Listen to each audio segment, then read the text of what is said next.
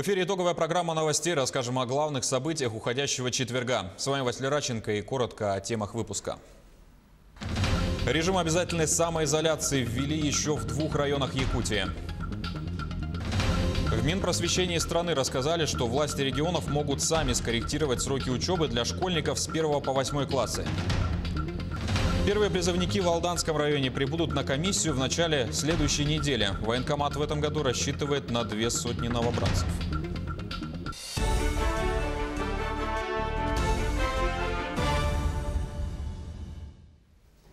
Режим обязательной самоизоляции распространили на Ленский и Алданский районы Якутии. Об этом на брифинге в 19 часов вечера сегодня сообщил глава региона Айсан Николаев. Он пояснил, что это связано с предварительно положительными результатами на коронавирус у жителей 2 этих муниципальных образований. В Ленске 1 случай, в Алдане 2 случая. Все они завозные, привезенные из-за границы. И в том и в другом случае речь идет о тех жителях ближнего зарубежья, которые долгие годы уже живут на территории России, но вот выезжали к себе на родину, в одном случае в Армению, в другом случае в Киргизию, и вот сейчас приехали. По сведениям правоохранительных органов, они с самого начала приезда находились на режиме самоизоляции. При этом вот как раз анализы, которые обязаны были брать службы Росветомнадзора, взятые 5 числа и обработанные здесь в Якутске, они показали предварительно положительный результат. Поэтому сейчас полностью весь контакт этих людей обрабатывается, берутся анализы, но для того, чтобы полностью взять все анализы, потребуется порядка суток.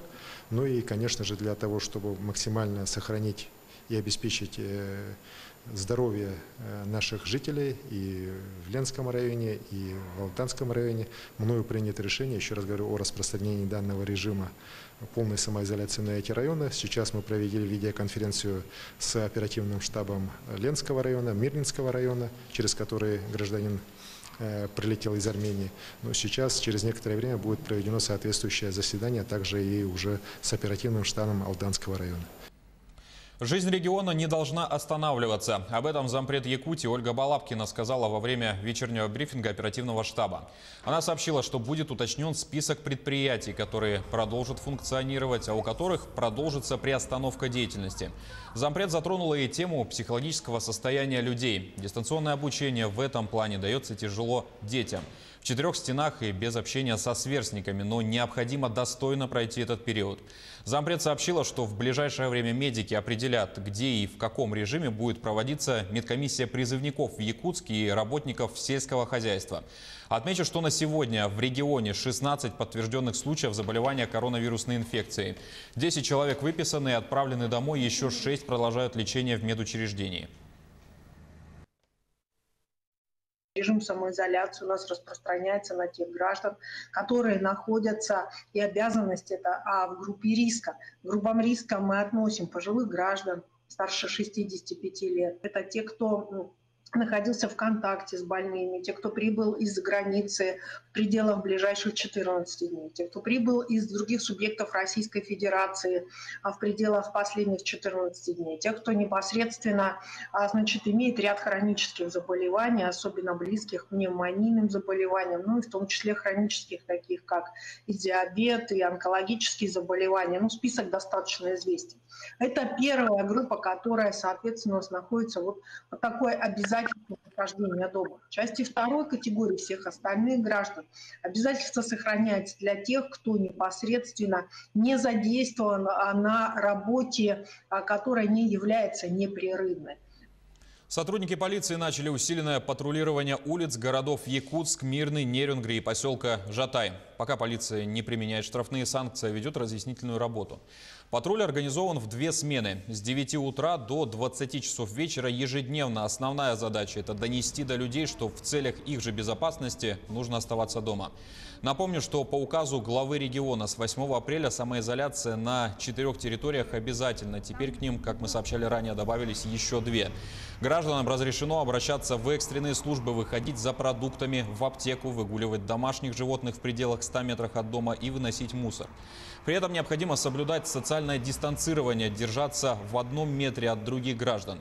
Также можно выходить на улицу для следования или с работы. Для этого необходимо иметь действующую справку от работодателя или документ, удостоверяющий личность гражданина. Я работаю в центре дезинфекции. Мне выдали справку, что я действительно там работаю. И наша организация не подпадает под ограничения указом главы, который был. Поэтому мы работаем, обеспечиваем, проводим дезинфицирующие какие-то мероприятия, там клининговые услуги также тоже проводим. И, соответственно, поэтому мы работаем. Первые призывники в Алданском районе прибудут на комиссию в начале следующей недели. Весенняя кампания официально началась с 1 апреля, но из-за эпидобстановки была сдвинута на 2 недели. Она охватит порядка 200 юношей. Оповещение проводилось по телефону. Весной призыв более массовый, нежели осенью. Традиционно процент явки высокий, а уклонистов почти нет. Количество потенциальных новобранцев, однако, по сравнению с предыдущими призывами уменьшилось. И это связывают с демографической ямой прошлых лет.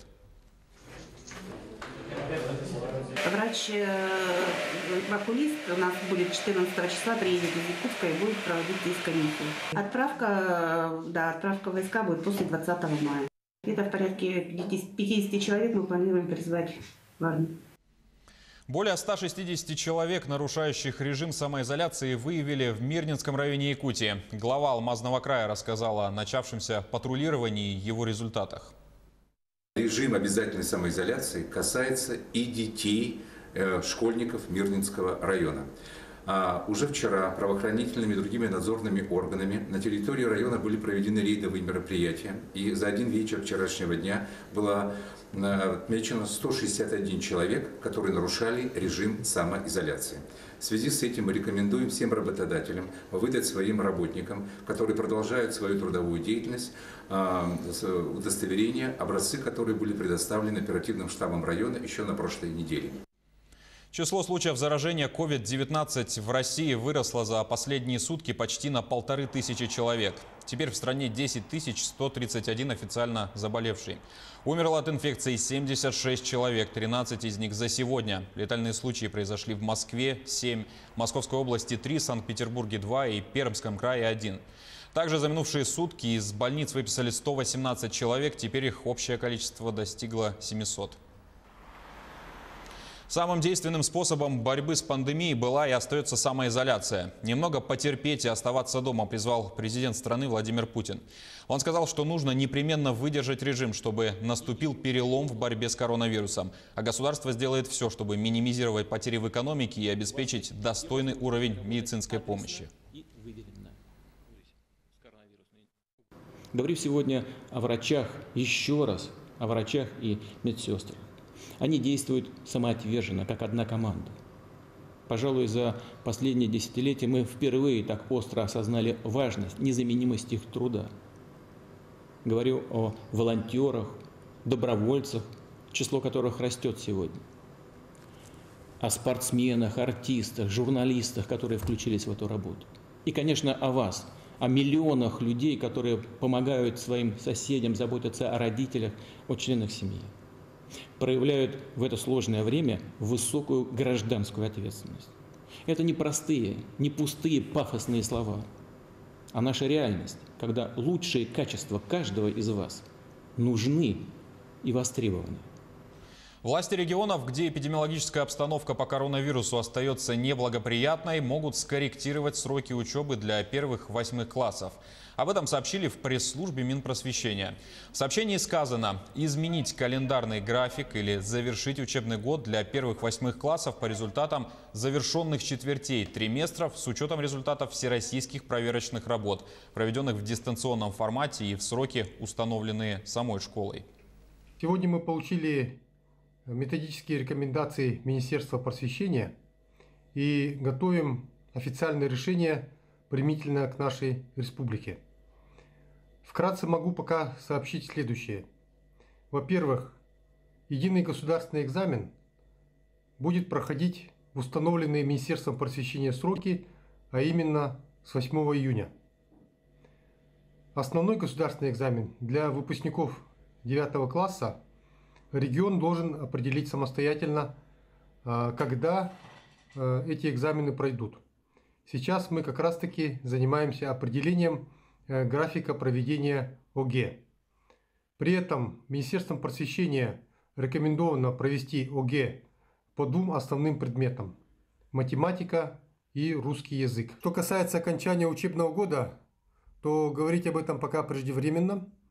Министерством просвещения рекомендуется вначале организовать проведение всероссийских проверочных работ, и только затем образовательная организация может завершить учебный год с согласования учредителя и отраслевого министерства, то есть в нашем случае Министерства образования и науки Республики Саха-Якутия.